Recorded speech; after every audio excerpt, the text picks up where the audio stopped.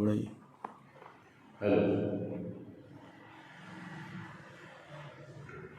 الحمدللہ وکفى وسلام علی عباده الذین اصطفى اما بعد فاعوذ باللہ من الشیطان الرجیم بسم اللہ الرحمن الرحیم سبحان الذی اسرى بعبده لیلا من المسجد الحرام الى المسجد الاقصى الذي باركنا حوله لنريه من آیاتنا انه هو السمیع البصیر. آمنت بالله صدق الله مولانا العظيم وصدق رسوله النبي الأمين المتين المعين المبين الكريم ونحن على ذلك لمن الشاهدين والشاكرين والذاكرين والحمد لله رب العالمين. وہ اشور رسالت جو عرش پر جلوگر ہوئے تھے، وہ سرور اشور رسالت جو عرش پر جلوگر ہوئے تھے، نئے نرالے طرب کے ساماں عرب کے مہمان کے لیے تھے. نئے نرالے طرب کے ساماں عرب کے مہمان کے لیے تھے، اور وہاں فلک پر یہاں زمیں پر، یہاں زمیں پر وہاں فلک پر، وہاں فلک پر یہاں زمیں پر رچی تھی شادی مچی تھی دھومیں. وہاں فلک پر یہاں زمیں پر رچی تھی شادی مچی تھی دھومیں. ادھر سے نفحات اٹھتے آئے، ادھر سے انوار ہنس رہے تھے. اور تبارک اللہ شان تیری، تجھی کو زیبا ہے بے نیازی. یا رسول اللہ تبارک اللہ شان تیری، تجھی کو زیبا ہے بے نیازی. کہیں تو وہ جوش لن ترانی، کہیں تقاضے وصال کے تھے. کہیں تو وہ جوش لن ترانی، کہیں تقاضے وصال کے تھے. حضرات محترم، آج رجب المرجب کی 25ویں تاریخ ہے اور کل 26 ہے. کل کی آنے والی شب اپنی آغوش میں بے پناہ رحمتیں، وسعتیں، برکتیں لیے ہمارے اور آپ کے بیچ حاضر ہو رہی ہیں. انشاءاللہ ہم ان کی برکتوں سے بہرہور ہوں گے اور فیض پائیں گے. وہ کل آنے والی رات شب معراج کی رات. میں نے اسی مناسبت سے آج قرآن کریم کی سورہ بنی اسرائیل کی پہلی آیت کریمہ کی تلاوت کا شرف حاصل کیا ہے، اور اسی تناسب سے اعلیٰ حضرت عظیم البرکت امام احمد رضا خان فاضل بریلوی علیہ الرحمۃ و رضوان کے چند اشعار پڑھے. میں اس پہ تھوڑی دیر گفتگو کروں گا قبل اس سے کہ ہم اور آپ سب مل کر گنبد خضرا کی جانب لو لگا کر اپنے آقا و مولا حضور تاجدار مدینہ سرور قلب سینہ فیض گنجینہ مصطفیٰ جان رحمت شمع بزم ہدایت شب اسرا کے دولہا نوشہ بزم جنت جناب احمد مجتبیٰ محمد مصطفیٰ صلی اللہ تعالیٰ علیہ وسلم کی بارگاہ میں ہدیہ درود و سلام پیش کرنے اور پڑھیں اللہم صلی علی سیدنا و شفیعنا حبیبنا و نبینا مولانا محمد بارک وسلم صلو علیہ صلاۃ و سلام علیک یا رسول اللہ صلی اللہ تعالیٰ علیہ وسلم.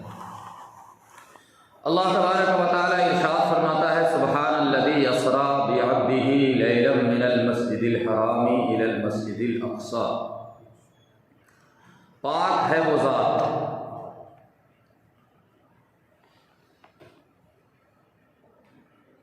اس کی ذات پاک ہے، صفات پاک ہے، وجود پاک ہے، ہر عیب سے پاک ہے، ہر عجز سے پاک ہے، ہر مجبوری سے پاک ہے.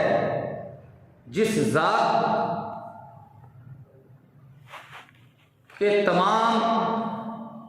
جو ذات تمام عیوب و نقائص سے پاک ہے، وہ ذات اعلان کرتی ہے کہ پاک ہے وہ ذات جو لے گئی اپنے بندے کو راتوں رات مسجد حرام سے مسجد اقصی تک.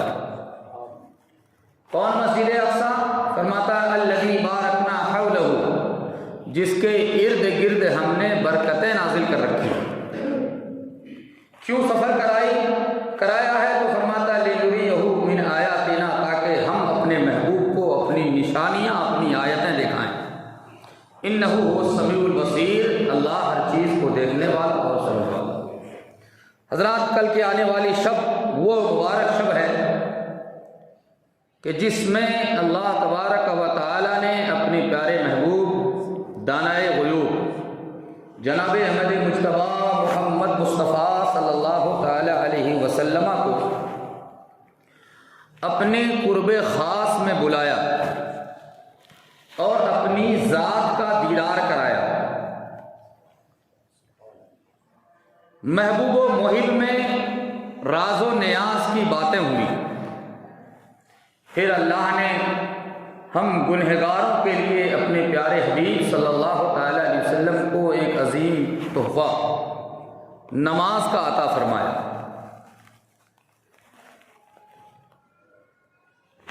معراج یہ میرے آقا صلی اللہ تعالی علیہ وسلم کا ایک عظیم الشان معجزہ ہے۔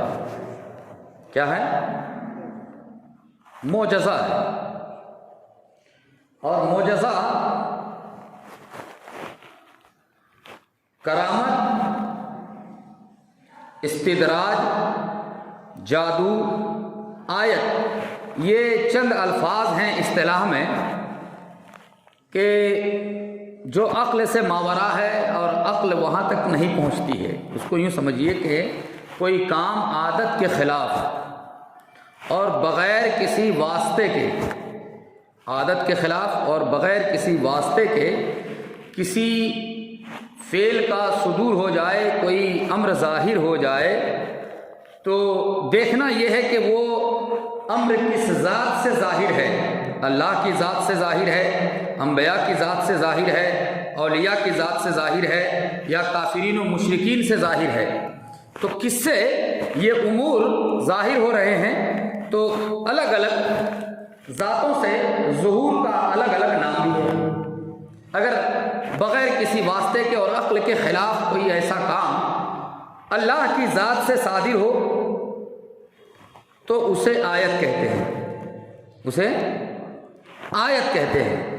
قرآن کریم میں بے شمار جگہوں پہ اللہ تعالیٰ نے اپنی آیتوں کا ذکر کیا، والذین کفروا بآیاتنا والذین کذبوا بآیاتنا۔ تو اللہ کی ذات سے عقل کے خلاف کسی کام کا صدور ہو جائے تو اسے کیا کہتے ہیں؟ بولیے ذرا سے۔ آیت کہتے ہیں۔ کیا کہتے ہیں؟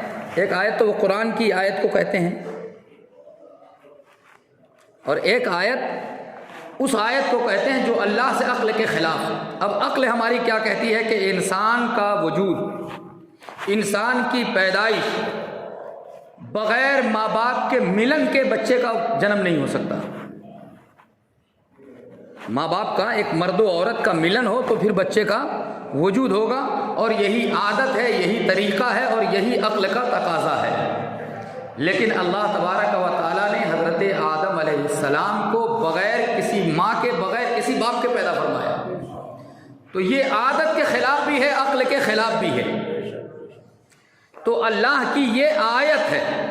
اسی طرح حضرت حوا رضی اللہ تعالی عنہا کو اللہ رب العزت نے بغیر ماں کے پیدا کر دیا۔ توجہ ہے نا؟ بغیر ماں کے پیدا کیا۔ یہ اللہ کی آیت ہے۔ اسی طرح اللہ رب العزت نے حضرت عیسیٰ علیہ السلام کو، وہاں حضرت حوا کو بغیر ماں کے پیدا کیا، اور یہاں حضرت عیسیٰ علیہ السلام کو بغیر باپ کے پیدا کیا۔ تو عقل مخالفت کرتی ہے، عقل ماننے کو تیار نہیں ہے کہ بغیر باپ کے بچہ کیسے ہو، لیکن اللہ کی قدرت ہے، اللہ نے بغیر باپ کے حضرت عیسیٰ کو پیدا کیا۔ تو ایک جگہ بغیر باپ کے حضرت عیسیٰ کی تخلیق، دوسری جگہ بغیر ماں کے حضرت حوا کی تخلیق، اور تیسری جگہ بغیر ماں باپ کے حضرت آدم کی تخلیق۔ یہ ہے کیا؟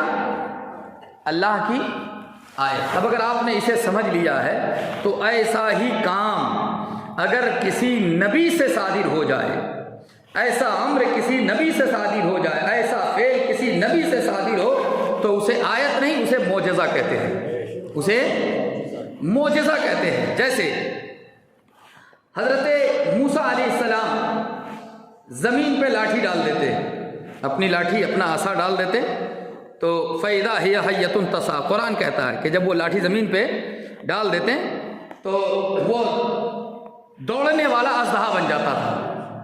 اب حالانکہ یہ بات عقل میں آنے والی ہے کہ لاٹھی ہو اور اژدہا بن جائے، لیکن قرآن کہتا ہے کہ وہ اژدہا بن جاتا تھا اور جادوگروں کے سارے سانپوں کو نگل بھی جاتا تھا۔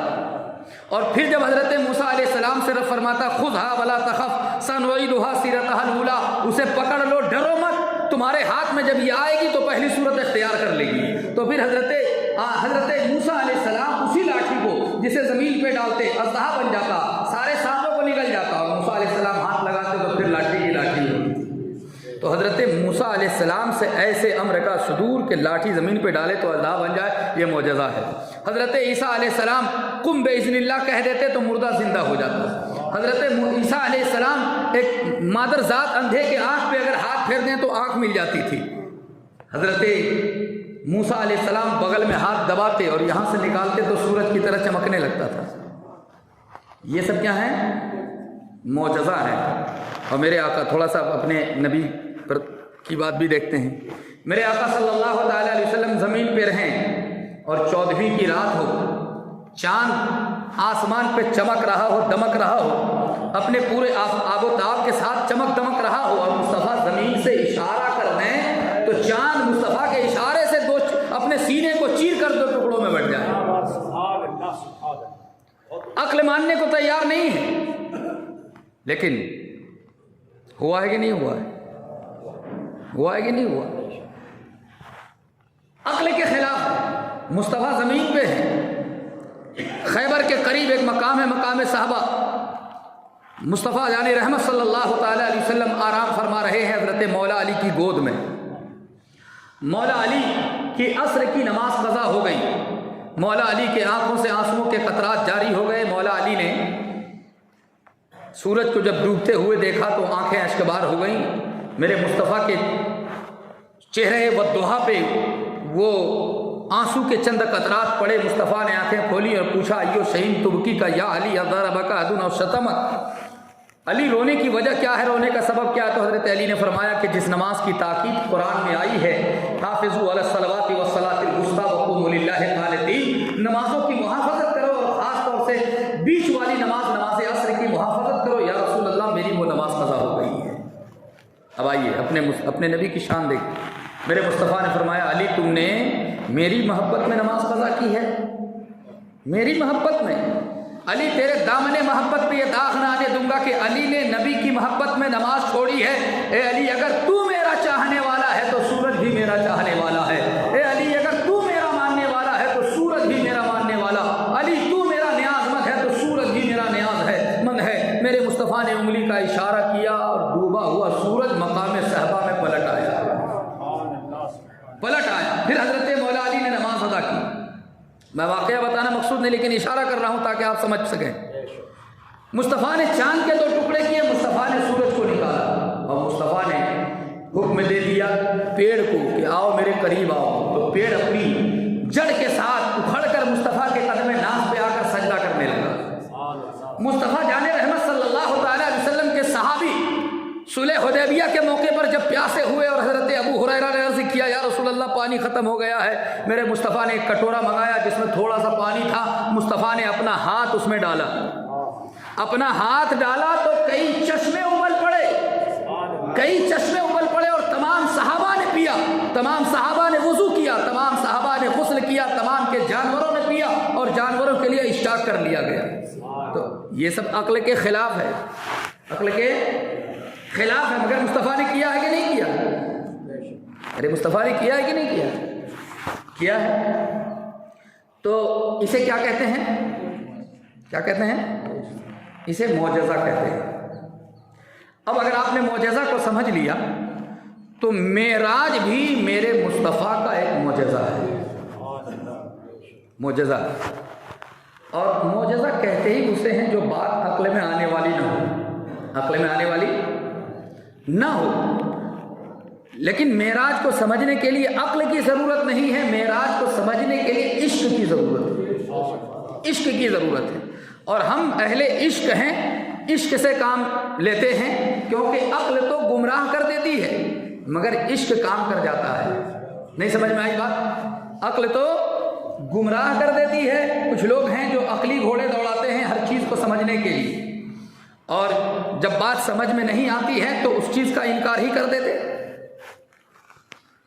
कर देते। बात समझ में नहीं आई तो इनकार ही कर देते। हम तो कहते हैं कि अक्ल में मोजज़ा अक्ल में आने वाली चीज़ नहीं है, आयत अक्ल में आने वाली चीज़ नहीं है।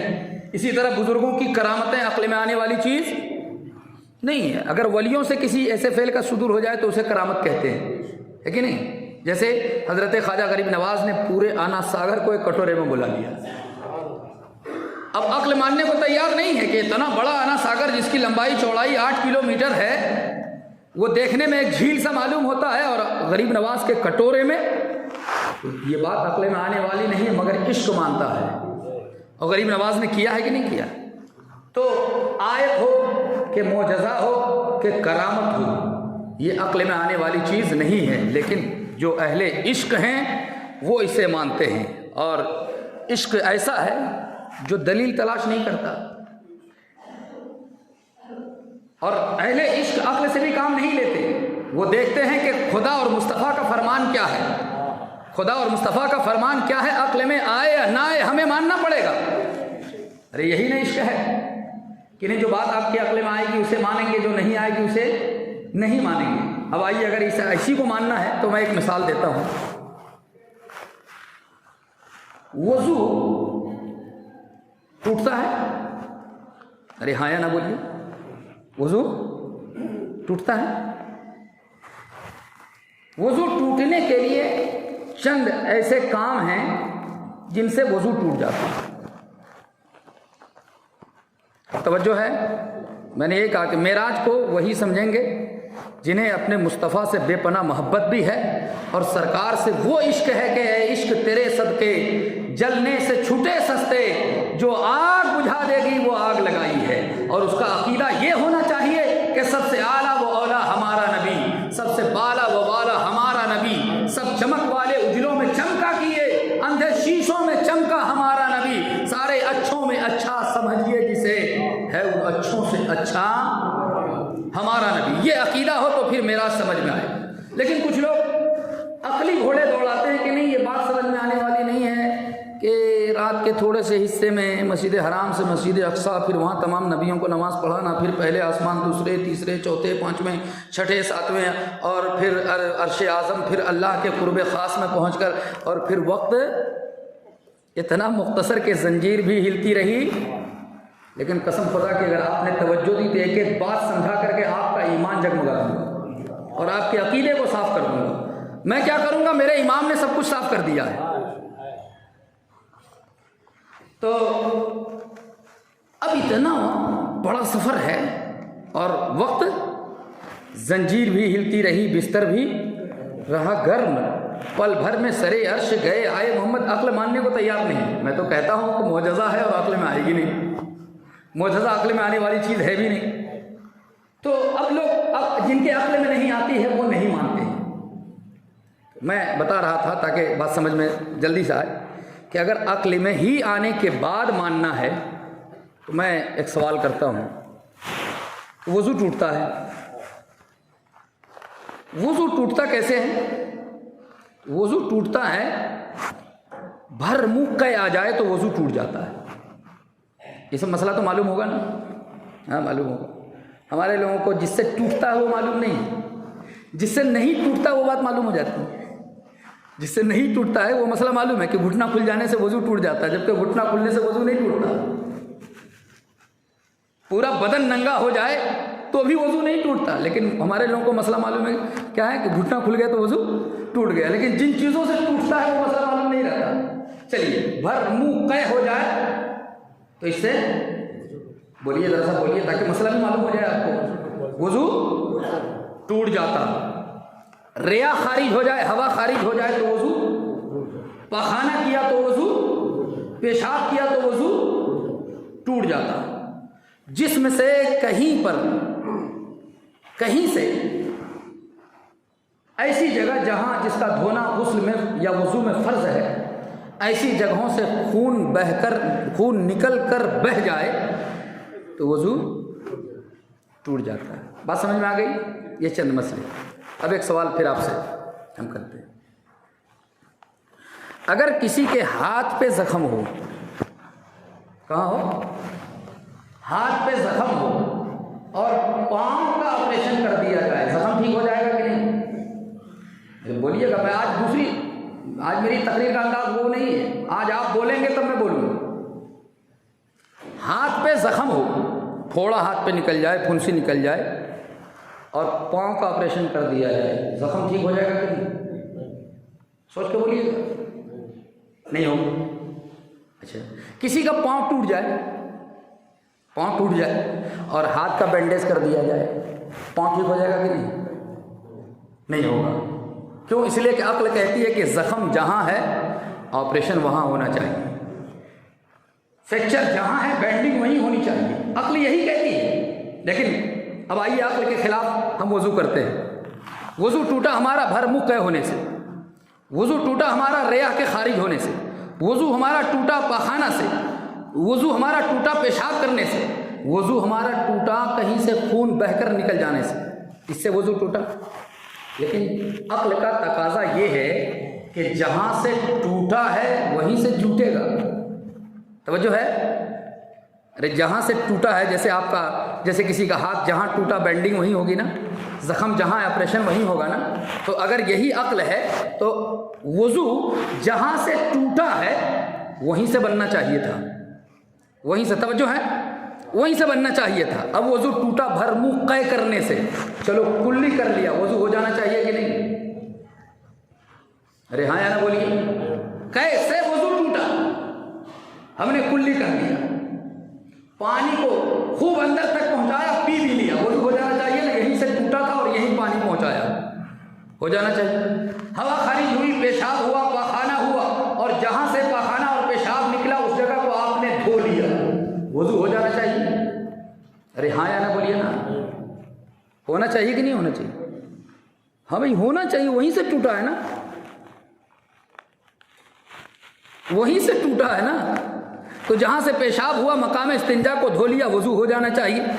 مقام پخانہ ہوا، مقام استنجا کو صاف کر لیا پانی سے، وضو ہو جانا چاہیے. قے کیا، ہو جانا چاہیے. یہاں سے خون بہا، اسے میں نے دھو لیا، وضو ہو جانا چاہیے. عقل یہی کہتی ہے کہ یہاں سے ٹوٹا تھا یہیں سے بنے گا، یہاں سے ٹوٹا تھا یہیں سے بنے گا، پاخانہ اور پیشاب کے مقام سے وضو ٹوٹا تھا وہیں سے بنے گا. عقل یہ کہتی ہے. لیکن عشق کچھ اور کہتا ہے. عشق کہتا ہے کہ تم اپنے عقلی گھوڑوں کو مت دوڑاؤ. قے ہونے سے وضو ٹوٹتا ہے لیکن منہ دھونے سے وضو نہیں ہو جائے گا، کلی کر لینے سے وضو نہیں ہو جائے گا. یہاں سے خون بہا، اس سے وضو ٹوٹا ہے لیکن یہاں دھونے سے وضو نہیں بنے گا. پاخانہ اور پیشاب کی وجہ سے وضو ٹوٹا ہے مگر مقام استنجا کو صاف کرنے سے وضو نہیں ٹوٹے گا. تو میرے عشق نے آواز دی، مولا پھر وضو کیسے ہوگا؟ تو قرآن نے اعلان کیا، یا ایھا الذین آمنوا اذا قمتم الی الصلاۃ فاغسلوا وجوہکم وایدیکم الی المرافق وامسحوا برؤوسکم وارجلکم الی الکعبین. سبحان اللہ بولتے ہیں. رب نے آواز دی، سن جب تم میں سے کوئی نماز کا ارادہ کرے اور اس کا وضو نہ ہو، وضو ٹوٹا ہو چاہے جہاں سے قے سے ٹوٹا ہو، ہوا کے خارج سے ٹوٹا ہو، پاخانے سے ٹوٹا ہو، پیشاب کی وجہ سے ٹوٹا ہو، خون بہنے کی وجہ سے ٹوٹا ہو. تمہاری عقل کچھ اور کہہ رہی ہے مگر قرآن جو کہتا ہے تیرے عشق کو یہی ماننا ہوگا. اب قرآن کہتا ہے کہ جب تم بے وضو ہو جاؤ، یا ایھا الذین آمنوا اذا قمتم الی الصلاۃ فاغسلوا وجوہکم، اے ایمان والو جب نماز کا ارادہ کرو تو اپنے چہرے کو دھو لو. ٹوٹا ہے کہاں سے؟ توجہ ہے؟ ٹوٹا ہے کہاں سے اور دھونے کا حکم؟ اپنے چہرے کو دھو لو. وایدیکم الی المرافق، اور اپنے دونوں ہاتھوں کو دھو لو. وامسحوا برؤوسکم، اور سر کا مسح کرو. وارجلکم الی الکعبین، اور اپنے پیروں کو دھو لو. اب دیکھیے جہاں جہاں سے ٹوٹا تھا اسے دھونے کا حکم نہیں ہے اور جہاں جہاں سے نہیں ٹوٹا تھا اسی کو دھونے کا حکم ہے. اب آپ یہ بتاؤ، اگر عقل پہ چلتے ہو تو جہاں سے تمہارا وضو ٹوٹے اسے دھو لو اور چلے آؤ نماز پڑھنے کے لیے، کیا نماز ہو جائے گی؟ ارے بولیے نا، نہیں ہوگی. تو پتہ یہ چلا کہ عقل گمراہ کر دیتی ہے مگر عشق کام کرتا ہے. عشق کام کرتا ہے. عقل کہتی ہے وہیں دھو مگر عشق کہتا ہے کہ جہاں خدا نے دھونے کا حکم دیا ہے اگر تم نے دھویا تو تمہارا وضو ہوگا اور وہاں سے ہٹ کر دھویا تو تیرا وضو نہیں ہوگا، اور جب تیرا وضو نہیں ہوگا تو تیری نماز بھی نہیں ہوگی. بات سمجھ میں آئی؟ بات سمجھ میں آئی؟ اب آئیے، اب اگر اتنی بات سمجھ میں آ گئی تو معراج وہی سمجھ سکتے ہیں جنہیں مصطفیٰ سے عشق ہو، جہاں عقل کو اٹھا کر ایک کنارے پھینک دے اور عشق مصطفیٰ کی روشنی میں معراج مصطفیٰ کو سمجھنے کی کوشش کرے۔ اللہ رب العزت ارشاد فرماتا ہے سبحان الذی اسرا، پاک ہے وہ ذات۔ توجہ ہے؟ اب ایک آدمی کہتا ہے کہ نبی کیسے چلے گئے، کیسے چلے گئے؟ مسجد حرام سے مسجد اقصیٰ کا جو سفر ہے وہ اس زمانے میں بھی تیز رفتار سواری سے 1 مہینے کا سفر ہے۔ کتنے کا؟ 1 مہینے کا سفر ہے۔ 1 مہینہ جانا اور 1 مہینہ آنا، 2 مہینے کا ہوا۔ اور مصطفیٰ نے 1 رات میں، وہ بھی رات، پوری رات نہیں، لیلن، قرآن نے جو بیان کیا وہ لیلن، اور لیلن میں تنویر ہے، تنویر تنکیر، تھوڑے سے حصے میں، تھوڑے سے حصے میں۔ تو اب یہ تھوڑا سا حصہ جو ہے کچھ لوگوں کے عقل میں یہ بات نہیں آتی کہ نہیں تھوڑے سے حصے میں ایسا کیسے ہوگا۔ لیکن اب ایک مثال اور دے کر میں، کیونکہ معراج پہ مجھے بہت تقریر کرنی ہے، آج بھی کرنی ہے، کر بھی کرنی ہے، اور انشاءاللہ اگر یہ 1 مہینہ بولوں گا تو یہ موضوع ختم ہونے والا نہیں ہے، کیونکہ مصطفیٰ کی شان ہے۔ اور مصطفیٰ کو اللہ نے بڑا ذیشان بنایا ہے، سب سے اعلیٰ و اولیٰ ہمارا نبی۔ ہم تو اس نبی کا کلمہ پڑھتے ہیں جو سب سے اعلیٰ ہے، تمام نبیوں میں اعلیٰ ہے، تمام رسولوں میں اعلیٰ ہے، اور جو سب سے اعلیٰ ہو ان کا ذکر کیا جائے تو کوئی 1-2 خطاب میں باتیں ختم نہیں ہوں گی۔ رب فرماتا سبحان الذی اسرا، پاک ہے وہ ذات۔ ایک آدمی اگر یہ کہے کہ میں روزانہ ہوائی جہاز سے سفر کرتا ہوں اور امریکہ جاتا ہوں، روز آ جاتا ہوں، امریکہ دور ہے، چلیے 16 گھنٹے کا راستہ ہے، میں عرب جاتا ہوں اور روز آ جاتا ہوں، میری طرح ایک مولوی اگر یہ کہے تو ہر آدمی یا تو اسے جھوٹ سمجھے گا، جھوٹ سمجھے گا کہ مولانا ہے 15-20 ہزار روپے کمانے والے لوگ ہر روز ہوائی جہاز سے سفر کریں، مکہ جائیں اور پھر مکے سے چلے آئیں، تو بات جھوٹ ہے، جھوٹ ہو سکتی ہے۔ لیکن ایک ہوائی جہاز کا مالک کہے کہ میں مولانا کو روزانہ لے جاتا ہوں، روزانہ لاتا ہوں، اس میں کیا جھوٹ ہے؟ اس میں کوئی حیرت ہے، کوئی تعجب ہے؟ میں خود سے کہوں تو ممکن ہے کہ کہیں کمی ہو، کہیں مبالغہ ہو، لیکن ایک ہوائی جہاز کا مالک کہے کہ میں روزانہ انہیں لے جاتا ہوں اور لے آتا ہوں تو کوئی تعجب ہے؟ نہیں۔ اب اگر آپ نے اسے سمجھ لیا تو میرے مصطفیٰ نے یہ نہیں کہا کہ میں خود سے گیا ہوں،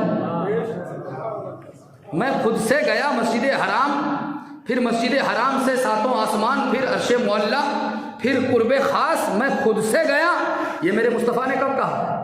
کوئی دکھا دے، قرآن میں دکھا دے، حدیث میں دکھا دے کہ مصطفیٰ نے کہا ہو کہ میں گیا مسجد حرام سے مسجد اقصیٰ، پھر وہاں امامت کی، پھر وہاں سے پہلے آسمان، دوسرے آسمان، تیسرے آسمان، چوتھے آسمان، یہ ہر جگہ میں گیا، میرے مصطفیٰ نے کہا ہو؟ کہا ہی نہیں ہے۔ جب کہا ہی نہیں تو پھر مصطفیٰ کی معراج تو رب فرماتا ہے کہ میرے محبوب نے کب کہا ہے؟ یہ تو میں نے کہا ہے، سبحان الذی اسرا بعبدہ لیلا من المسجد الحرام، کہ پاک ہے وہ ذات جو لے گئی اپنے بندے کو، تو میں خدا اپنے محبوب کو لانے والا ہوں، اپنے محبوب کو۔ اگر میرا محبوب کہے تو تم جھوٹ پر محمول کر سکتے ہو، لیکن کیا ان اللہ علی کل شیء قدیر، کیا میں ہر چیز پر قادر نہیں؟ ارے قادر نہیں۔ اگر آپ کا ایمان اور آپ کی محبت بولتی ہے تو مصطفیٰ بھی جانے پر قادر ہے، مصطفیٰ بھی جانے پر، ارے بولیے نا، نہیں مانیں، نہیں مانیں گے، نہیں مانیں گے تو ایک بات اور سنیے، وہ شاید میں نے بیان بھی کیا، حضرت سلیمان علیہ السلام کا ایک خادم تھا، صحابی تھا، ان کا غلام تھا، جن کا نام حضرت آصف بن برخیہ تھا نا، اشارہ کر دوں تاکہ آپ سمجھیں، آصف بن برخیہ تھا۔ اور آصف بن برخیا دربار میں بیٹھے ہیں. حضرت سلیمان علیہ السلام نے ارشاد فرمایا کہ ملکہ سبا بلقیس میرے دربار میں حاضر ہونے والی ہے، لیکن اس کی حاضری سے پہلے کون ہے جو اس کا تخت میرے پاس حاضر کر دے؟ کون ہے جو اس کا تخت میرے پاس حاضر کر دے؟ تو قرآن کریم کے سورہ نمل میں جو اللہ رب العزت نے اس کہانی کو بیان فرمایا قال عفریت من الجن انا آتیک بہ قبل ان تقوم من مقامی. تو ایک جن نے کہا کہ اے سلیمان علیہ السلام ہم آپ کی بارگاہ میں حاضر کر دیں گے. کہا وقت کتنا لوگے؟ کہا کہ یہ مجلس برخاست ہونے سے پہلے یعنی دوپہر تک وہ مجلس چلتی تھی، اور دوپہر سے پہلے میں وہ بھی سفر 1 مہینے کا جانا 1 مہینے کا آنا ہے. تو قال عفریت من الجن جن میں سے ایک نے کہا کہ میں اسے حاضر کر دوں گا، لیکن وقت کتنا لگے گا؟ ابھی سے لے کر دوپہر، صبح سے لے کر دوپہر کا وقت. حضرت سلیمان علیہ السلام فرماتے ہیں کہ نہیں، یہ بہت وقت ہے، یہ بہت زیادہ ہے، اس سے کم میں کوئی ہے لا دے. تو قرآن کریم نے بیان فرمایا قال الذی عنده علم من الکتاب انا آتیک بہ قبل ان یرتد الیک طرفک. ذرا سبحان اللہ بولیے. تو حضرت سلیمان علیہ السلام کی بارگاہ میں بیٹھا حضرت سلیمان کا ایک غلام، ایک صحابی جسے قرآن کا نہیں زبور کا تھوڑا سا علم تھا، قرآن کا نہیں زبور کا. عنده علم من الکتاب، جن کے پاس کتاب کا کچھ علم تھا، انہوں نے کیا کہا؟ قال انا آتیک، کہا اے اللہ کے نبی میں لاؤں گا. کہا وقت کتنا لوگے؟ تو کہا قبل ان یرتد الیک طرفک، قبل ان یرتد الیک طرفک، ابھی آپ پلک جھپک بھی نہیں پائیں گے کہ میں تختہ بلقیس آپ کی بارگاہ میں حاضر کروں گا. یہ نہیں کہا کہ پلک جھپکنے کے بعد، قبل ان یرتد الیک طرفک، ابھی آپ کا پلک بند ہو اور بند ہونے کے بعد کھلے بھی نہیں کہ میں حاضر کر دوں گا. اور یہ کہا حضرت سلیمان علیہ السلام نے اجازت دی، اور جب آنکھ کھلی تو تخت بلقیس سامنے تھا، تخت بلقیس سامنے تھا. حضرت سلیمان علیہ السلام پکار اٹھے ھذا من فضل ربی، یہ میرے رب کا فضل ہے، یہ میرے رب کا فضل ہے. ایک غلام کی یہ طاقت ہے، سلیمان علیہ السلام کے غلام کی، صحابی کی یہ طاقت ہے، جس کے پاس زبور کا تھوڑا سا علم ہے، اس کی روحانیت اور اس کی طاقت کا یہ عالم ہے کہ وہ پلک جھپکنے سے پہلے سبا سے تخت بلقیس جو 60 گز لمبا اور 40 گز چوڑا، اتنا لمبا اور 7 کمروں میں بند، اسے پلک جھپکنے سے پہلے جب سلیمان علیہ السلام کا غلام حاضر کر سکتا ہے. اب اگر آپ نے اسے سمجھ لیا ہو تو جو مسجد اقصی میں سلیمان کا بھی امام ہو، غلام کی اتنی طاقت ہے تو جو مسجد اقصی میں حضرت سلیمان کا بھی امام ہو، اس امام کی طاقت کا عالم کیا ہوگا. اسی لیے تو فرماتے ہیں جب ان کے گدا بھر دیتے ہیں شاہان زمانہ کی جھولی، محتاج کا جب یہ عالم ہے، مختار کا عالم کیا ہوگا. لیکن افسوس کی بات یہ ہے کہ کچھ کلمہ پڑھنے والے حضرت سلیمان علیہ السلام کے غلام کی اس طاقت کو تسلیم کریں گے، مگر مصطفیٰ کی اس طاقت کو تسلیم کرنے کے لیے تیار نہیں ہے. کیوں؟ اس لیے کہ وہ مصطفیٰ کو اپنی طرح سمجھتا ہے، اور ہم مصطفیٰ کو اپنی طرح نہیں بلکہ خدا کے بعد سب سے افضل و اعلیٰ سمجھتے ہیں. اور ہیں بھی وہ یا صاحب الجمال و یا سید البشر من وجهک المنیر لقد نور القمر لا يمکن الثناء کما کان حقہ بعد از خدا بزرگ تو ہی قصہ مختصر. یا رسول اللہ آپ کی ذات خدا کے بعد سب سے بڑی ذات ہے، سب سے اعلیٰ ذات ہے، سب سے عرفہ ذات ہے، سب سے بلند ذات ہے. ہم مصطفیٰ کو اپنی طرح نہیں سمجھتے، اور نہ ہم مصطفیٰ کی طرح ہیں، نہ مصطفیٰ نے ہمیں اپنی طرح سمجھا ہے کہ نہیں. تو اگر دماغ سے یہ بات نکال دیں کہ مصطفیٰ بڑے اعلیٰ ہیں تو ہر بات سمجھنے کو عقل قبول کرے گی، دل تسلیم کرے گا. بات سمجھ میں آ گئی. اب اگر حضرت سلیمان علیہ السلام کے ایک صحابی کی ایسی طاقت ہے تو کیا میرے مصطفیٰ کی طاقت نہیں ہو سکتی ہے کہ پلک جھپکنے سے پہلے 7 آسمان کا سیر کر کے مسجد حرام سے مسجد اقصیٰ کا سفر کر کے مصطفیٰ حاضر ہو جائیں؟ ہو سکتا ہے کہ نہیں ہو سکتا؟ وقت کم ہے، ایک بات اور عرض کروں. مصطفیٰ نے اس کا دعویٰ نہیں کیا، یہ دعویٰ خدا کا ہے، دعویٰ خدا کا ہے. سبحان الذی اسرا بعبدہ، وہ پاک ہے، ہر عجز سے پاک ہے، ہر مجبوری سے پاک ہے، ہر عیب سے پاک ہے، ہر نقص سے پاک ہے۔ کون پاک ہے؟ تو فرماتا وہ جو اپنے بندے کو لے گیا، جو اپنے خاص بندے کو لے گیا، اور وہ ذات اللہ کی ذات ہے۔ وہ ذات، ارے بولیے نا، وہ ذات اللہ کی ذات ہے۔ تو مصطفیٰ اگر خود کہیں تو چلو عقل مانے یا نہ مانے، لیکن خدا کہہ رہا کہ میں لے گیا ہوں، تو آپ یہاں مصطفیٰ کو مجبور نہیں کر رہے ہیں، خدا کو مجبور سمجھ رہے ہیں۔ کیوں؟ اللہ ہر چیز پر قادر ہے کہ نہیں؟ ارے ہر چیز پر قادر ہے کہ نہیں؟ وہ پانی سے جانوروں کی، جانداروں کی تخلیق فرما دیتا ہے۔ ارے ہم اور آپ کیا ہیں؟ ماں باپ کے ایک قطرے ناپاک سے ہم اور آپ بنے، جو بے جان کو جان عطا فرما دیتا ہے، جو مرنے کے بعد زندہ ہونے کو زندہ فرمائے گا۔ کیا وہ اس چیز پر قادر نہیں ہے کہ وہ اپنے محبوب کو اپنے دیدار کے لیے آن کے آن میں بلا دے اور وقت کو لمبا کر دے؟ نہیں سمجھ میں آئے؟ چلیے، بریلی کے ایک امام نے ایک شعر کہا ہے، ایک شعر کہا ہے، شاید میں اسے سمجھا دوں آپ کو۔ اعلیٰ حضرت فرماتے ہیں عرش کی عقل دنگ ہے، چرخے پہ آسمان ہے۔ عرش کی عقل دنگ ہے، چرخے پہ آسمان ہے، جانے مراد اب کدھر، ہائے تیرا مکان ہے، ہائے تیرا۔ اور اعلیٰ حضرت فرماتے ہیں کہ وہ جو نہ تھے، وہ جو نہ تھے تو کچھ نہ تھا، اور وہ جو نہ ہوں، کون؟ مصطفیٰ۔ جب تک مصطفیٰ نہیں تھے کچھ نہیں تھا، اور وہ جو نہ ہو تو کچھ نہ ہو، جان ہے وہ جہان کی، جان ہے تو جہان ہے، جان ہے۔ یہ اعلیٰ حضرت کی شاعری ہے، میری طرح کم پڑھا لکھا مولوی نہیں سمجھ سکتا، تو عوام کی بات کیا ہے؟ یہ اعلیٰ حضرت کی شاعری ہے۔ فرماتے ہیں جان ہے وہ جہان کی، جان ہے تو جہان ہے۔ اب مصطفیٰ کو جہان کی جان بتایا ہے۔ کیا بتایا؟ جہان کی، یعنی میرے مصطفیٰ جب نہ تھے تو کچھ نہیں تھا، تھا کیوں نہیں تھا؟ سب سے بعد میں آیا آپ، سب سے 1,24,000 پیغمبر آ گئے تب آپ آئے۔ آسمان بھی تھا، زمین بھی تھا، کائنات بھی تھی، سب کچھ تھا، لیکن مراد یہ نہیں ہے۔ مراد ہے مصطفیٰ کی وہ حدیث، اول ما خلق اللہ نوری وکل خلائق من نوری وانا من نور اللہ۔ اللہ نے سب سے پہلے میرے نور کو پیدا کیا ہے اور میرے نور سے پوری کائنات کی تخلیق کی ہے۔ یہ نور مصطفیٰ ہے جو سب سے پہلے ہے، سب سے پہلے ہے۔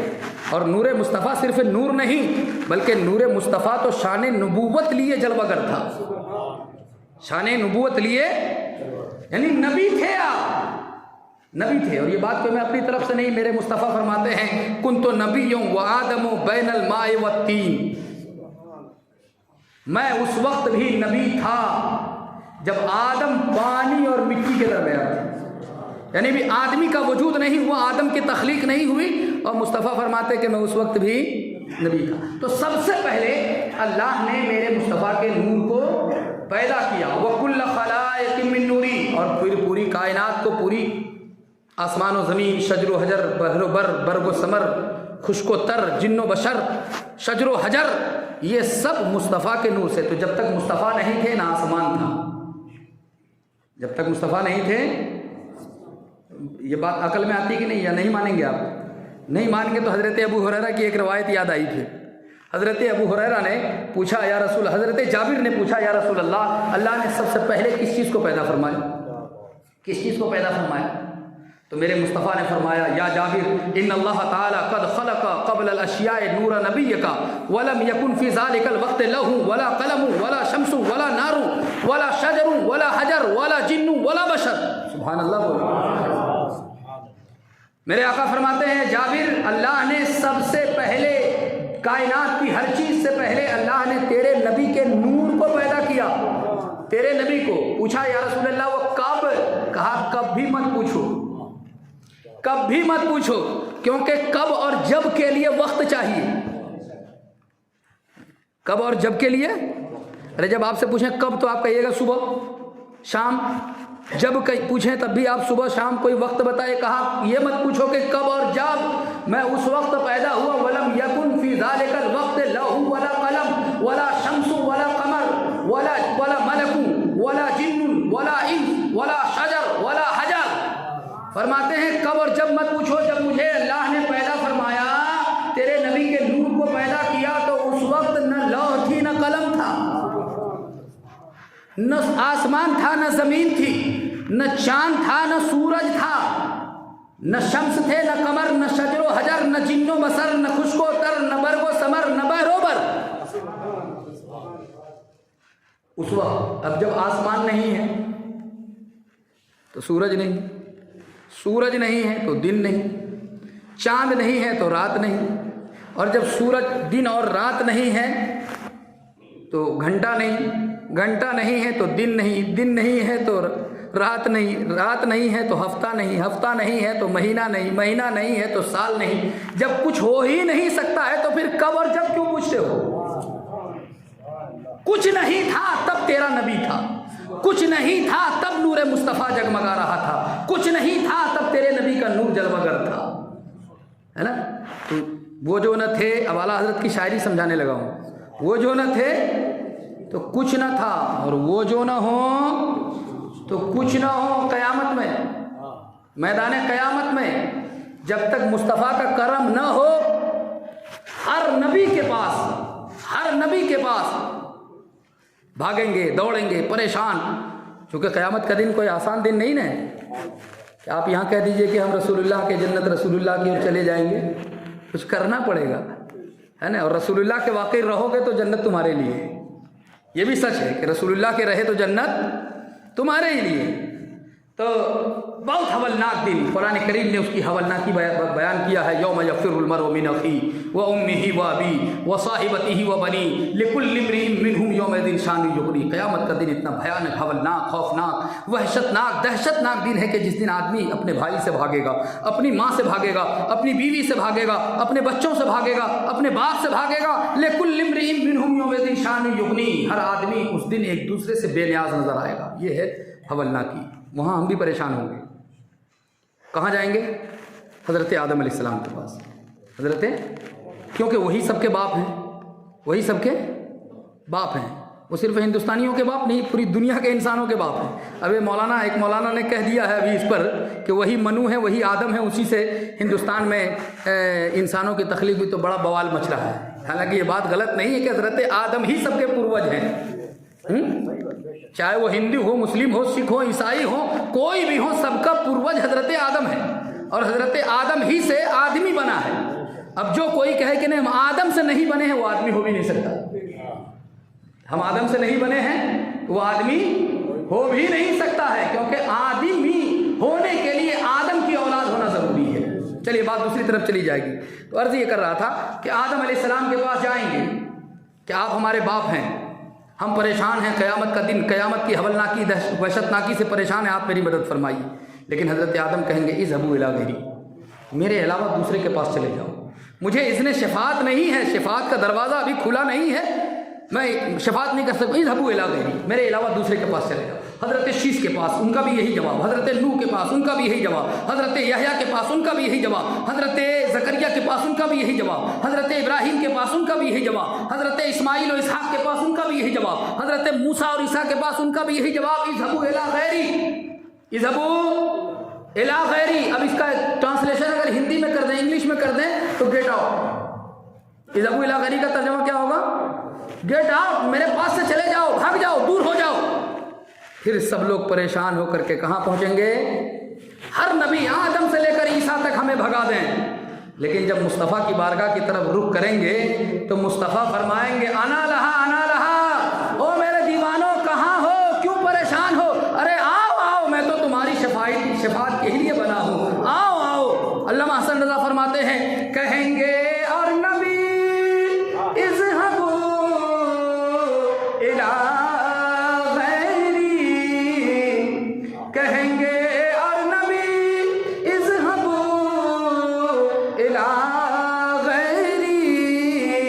मेरे हुजूर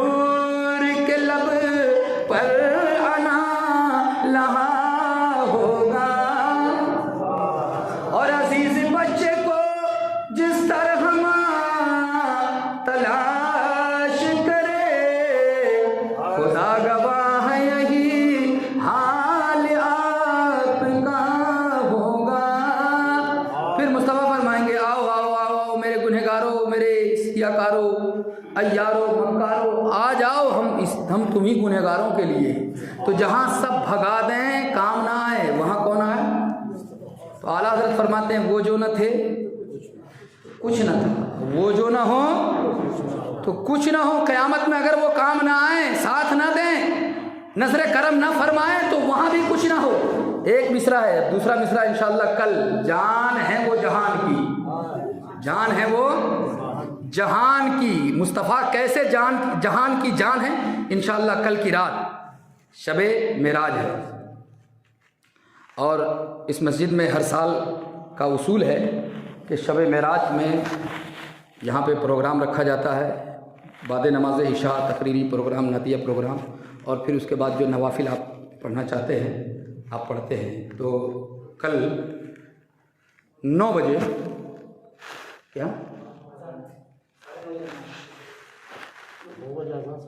کل 9 بجے اذان ہوگی اور 9:30 بجے کب ہے؟ کل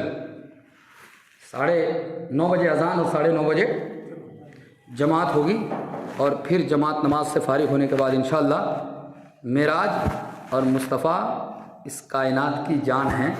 انشاءاللہ کل اس پر بھرپور گفتگو ہوگی اور اس کا انداز کچھ الگ ہوگا. بس آپ بھی سننے کا انداز الگ بنا کر کے آئیں، ہے نا. انشاءاللہ مزہ آئے گا. اللہ رب العزت کی بارگاہ میں دعا ہے کہ اللہ تعالیٰ اپنے حبیب صلی اللہ علیہ وسلم کی سچی اور پکی محبت سے ہم سب کا سینہ مدینہ بنائے. آمین. وما علینا الا البلاغ المبین. السلام علیکم ورحمۃ اللہ تعالیٰ وبرکاتہ. اور یہ ہمارے ہریئر سے ہمارے بھائی حضرت آئیے آپ بول رہے ہیں. محترم حضرات ایک اعلان سماعت کیجیے گا. حاوی کی رانی بن اور تعلق میں ایک چھوٹا سا گاؤں مانک نہلی ہے، کافی غریب بستی ہے. وہاں پر مسجد کا تعمیری کام چل رہا ہے. سیمنٹ لوہے کی سخت ضرورت ہے. آپ حضرات سے گزارش کی جاتی ہے کہ اس چھوٹی سی کھیڑی کی مسجد کے لیے تعاون فرمائیں. حضرات کائنات میں اللہ تبارک و تعالیٰ نے ہر چیز کو پیدا فرمایا. زمین، آسمان، چاند، سورج، دنیا میں ہر چیز کو اللہ تبارک و تعالیٰ نے پیدا کیا، مگر دنیا میں مسجد نہیں بنایا. کیوں بھائی؟ کیا اس کی قدرت میں کمی تھی؟ نہیں. اگر اللہ تبارک و تعالیٰ دنیا میں مسجد بنانا چاہتا تو